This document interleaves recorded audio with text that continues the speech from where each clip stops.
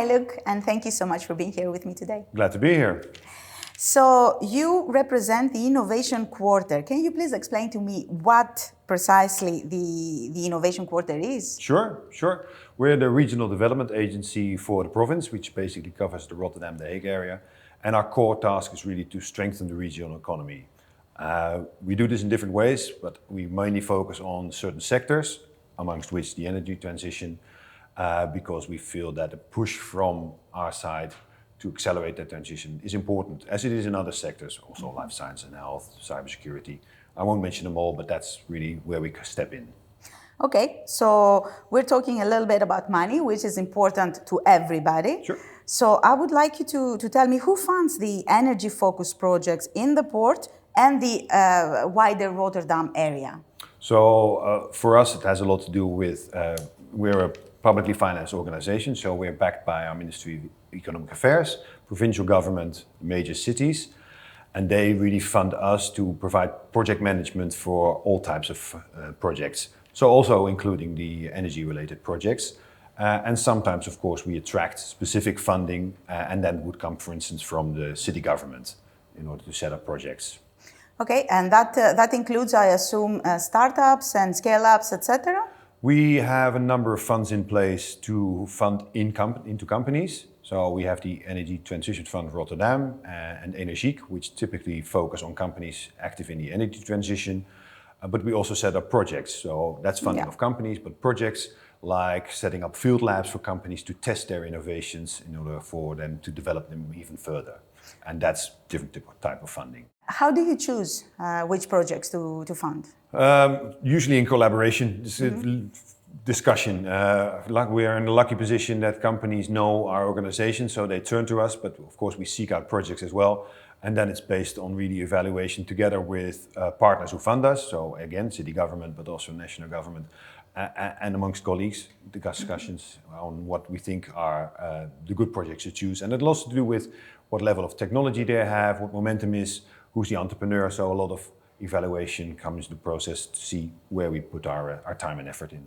Talk about research and innovation then, right? Yeah. Exactly. So, in your expert opinion, could you tell me which of the renewable energy sources, solar, wind, hydrogen, would you invest in and why?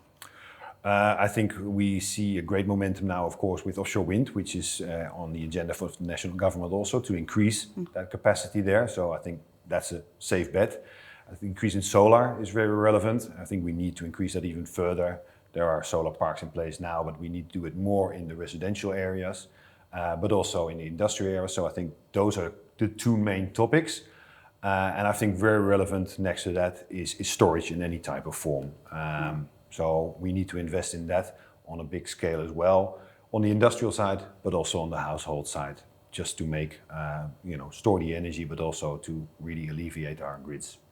To be honest, I'm surprised and a little bit relieved that you didn't mention hydrogen that everybody is mentioning. Yeah. Why is that? I think hydrogen is very important. I think we see great momentum in our region with regard to hydrogen, specifically green hydrogen. We heard today about Shell setting up their electrolyzer, other companies working on that. But I think we're at that stage where it's coming into play. So we will see great momentum coming in the next 5 to 10 years. When you ask me where we should put our money now, I think those are more in the kind of paved economic structures with solar and wind. I think hydrogen will play a major part, but we're still not there yet and the market is not fully mature in that sense. Absolutely. And how would you advise the European Commission and national governments, let's say local authorities, to regulate in order to facilitate innovation? Well, in the space we work at is usually a lot with innovative companies. And of course, this is a no-brainer, but money is key. I think we still compete with a lot of other areas in the world where money is more readily available. So I think more funding for innovative companies to develop their innovations is very relevant. Regulation with regard to giving them the opportunity to test their facilities and test their technology is very relevant. So deregulation, I would say, and funding is very relevant, but also that access to funding. I think the funding is there, but sometimes it's a little bit difficult for the companies we work with to get access to it.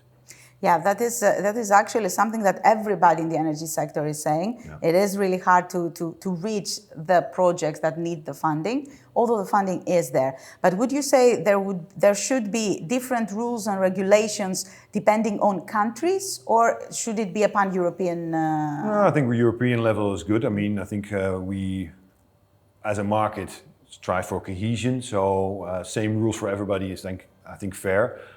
For the more bigger projects, I think you need to look at the great polluters and see what greater impact you can make there. But with regard to innovation funding, that could be the same for every country, I think.